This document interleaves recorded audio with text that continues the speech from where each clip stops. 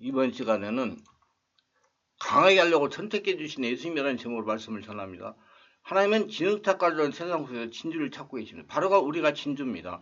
인간의 가장 큰 특권은 역사를 만들어 가시는 하나님께 부침을 받아 쓰임받는 자가 될 수 있다는 점입니다.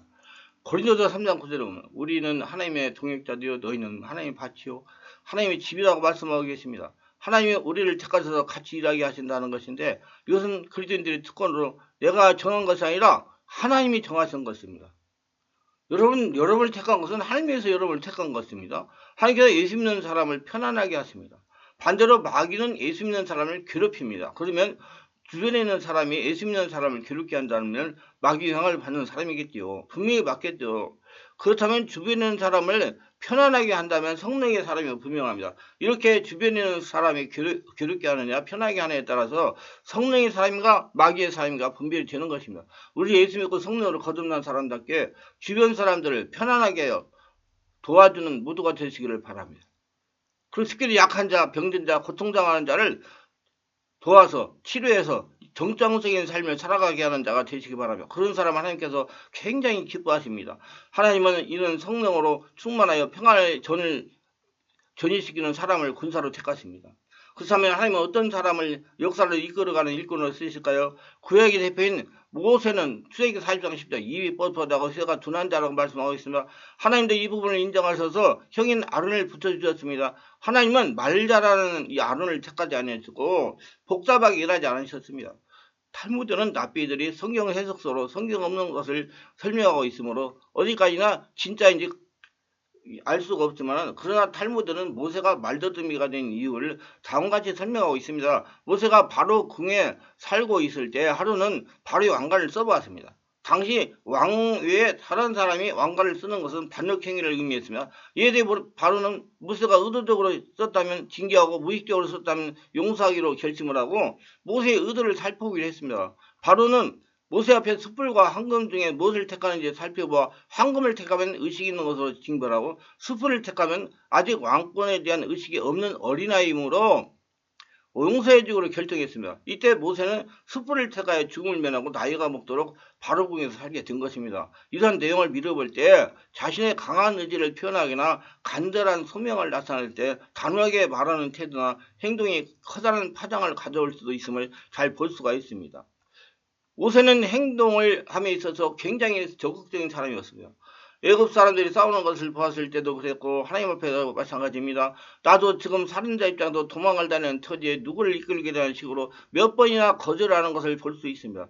여러 가지 핑계를 내서 자신의 주장을 굽히지 않지만 역사를 주관하시는 분은 하나님이시기 때문에 결국 형인 아론까지 동원시켜서 하나님의 뜻대로 일을 이루어가시게 된 것입니다. 하나님께서는 같이 일을 해나가는데 걸림돌이 될 만한 요소들이 있다면 오랜 시간의 고통과 연단을 통해서 고쳐가시면서 또는 약점이다 싶은 점이 있다면 보완해 가시면서 사용하신 분이 하나이십니다. 길이 참으시는 분이십니다. 구약의 40명의 대표적인 왕인 다윗은 용모와 신장이 뛰어나서 일을 못했습니다. 이세의 아들 가운데 왕이 될 사람을 선별하여 기름을 붓고자 할 때 아버지 이세가 다윗을 부리지 않은 것을 보아가지고 다윗의 용모와 신장이 형제들에 비해 출중하지 않았음을 예상할 수가 있습니다. 사무엘상 16장 7절에 보면 여호와께서 사무엘에게 이르시되 그 용모와 신장을 보지 말라. 내가 이미 그를 버렸노라. 나의 보는 것은 사람과 같지 아니하니 사람은 외모를 보거니와 나 여호와는 중심을 보느냐고 말씀하고 계십니다. 고린도후서 10장 10절에 바울의 설교에 대한 성도들의 평가가 나오는데, 그것은 저희 말에 그 편지들은 중하고 힘이 있으나 그 몸으로 대할 때는 약하고 말이 시원치 아니하다 하였습니다. 전생이 전하는 사도 바울의 외모는 당부했고 대머리요 일자 눈썹을 가지고 있으며 꼭 원숭이같이 생겼다고 합니다. 자신이 말을 못한다는 사실을 사도 바울이 인정하면서 고린도서 11장 6절 자신이 말에는 조라다고 밝히고 있습니다. 내가 비록 말에는 조라나 지식에는 그렇지 아니하니 이것을 우리가 모든 사람 가운데 모든 일로 너에게 나타냈노라. 사도 바울이 말을 못했다는 사실은 바울의 설교를 들으면서 졸다가 떨어져 죽었던 유두고 얘기가 나오는 사도행전 20장 7구절에도 알 수가 있습니다. 안식구 첫날에 우리가 떡을 때려 하여 모였더니 바울이 이튿날 떠나고자 하여 저에게 강론할 때 말을 밤중까지 계속하며 우리의 모인 윗다락에 등불을 많이 켰는데 유두고라는 청년이 창에 걸터 앉았다가 깊이 졸더니 바울이 강론하기를 더 오래 하며 졸음을 이기지 못하여 삼청도에서 떨어지거늘 일으켜보니 죽은지라. 사실 인간적인 생각으로는 전도자는 말을 잘해서 한 번에 수천 명씩 설득할 수 있는 응변자야 됩니다. 그러나 하나님의 선택한 바울은 그렇지 못했습니다. 하나님은 자신의 구조 조건으로 신앙을 보십니다. 순종을 잘하는 사람을 찾습니다. 하나님 같은 영성의 소유자를 찾습니다. 본문에 주님이 4명의 제자를 부르시는 장면이 나옵니다. 이 장면을 보니 하나님이 어떤 사람을 불러 사용하시는지 깨닫게 됩니다. 하나님은 어떤 사람을 불러 사용하실까요? 성실하고 담대한 사람을 찾습니다. 성실하고 담대한 사람. 주님이 4명의 제자를 부를 때 그들은 무엇을 하고 있었습니까? 마가복음 16절의 말씀을 보면 베드로와 안드레는 그물을 던지고 있었고, 마가복음 1장 19절 말씀을 보면 야고보와 요한은 그물을 깃고 있었습니다. 하나님 노는 사람보다 항상 성실하게 일하는 사람을 부르십니다. 그러므로 크게 되기를 원하신다면 자질을 준비시키고 자기 자리에서 열심히 땀을 흘려야 됩니다.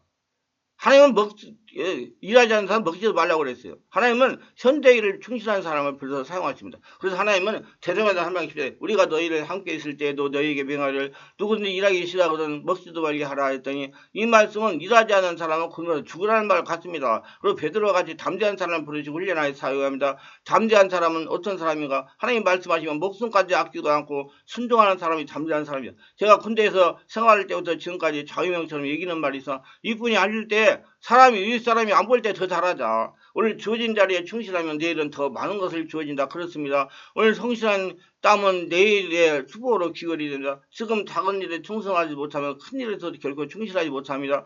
충실한 사람이라 이분이 시키는 위험한 일이 나도 담대하게 수행하는 사람 바랍니다. 위대한 사람들은 모두 작은 일에 열심히 담대하게 일하는 사람들이라, 그처럼 고달가던 일이라도 자신에게 맡겨진 일을 꾸준히 감당하는 것이 위대함입니다. 1950년대 서울의 한 교회에 30년 동안 교회에 종을 쳤던 한 집사님이 계셨습니다. 정말 꾸준히 무급으로 매일 교회에 종을 쳤습니다. 하나님은 성실하신 하나님에게, 성실한 사람에게 하늘 냄새가 납니다. 30년 동안 그 집사는 교회에 종치는 봉사만 했지만은 그분에게 하늘 냄새가 났습니다. 그래서 사람들은 그분을 보잘것없게 보았지만은 산임 목사는 그분을 성자로 보았습니다. 하나님도 그를 어떤 사람보다 위대하게 보셨을 겁니다. 오늘날 그분이 돌아가셨습니다. 그런데 그 교회에서 장례를 치렀는데 수많은 높은 분들이 장례식에 참석하는 걸 보고 깜짝 교인들이 놀랐습니다. 알고 보니 그 보잘것없는 집사의 아들이 그 당시 장관이었던 것입니다. 아들이 장관이었지만 교인들은 전혀 사실을 모르고 그저 묵묵히 종만 치는 집사로 알았던 것입니다. 그런 소리 없는 봉사가 천국에서는 큰 소리가 되어 하나님 마음 움직인 것이나 비전을 가진 사람을 찾습니다. 마가복음 1장 10절 말씀을 보면 주님은 제자리 날 따라오너라 내가 너희로 사람을 낚아보게 되라는 비전을 주셨습니다. 비전은 성도를 가장 성도답게 만드는 겁니다. 비전을 다른 말로 표현하면 꿈입니다. 비전의 반대말은 비천입니다. 비전을 가진 사람은 결코 비천하게 되지 않습니다. 비전은 비천한 인생도 최고의 인상을 받는다. 불지는 비전 없는 끝을 보지만 신앙은 끝없는 비전을 봅니다.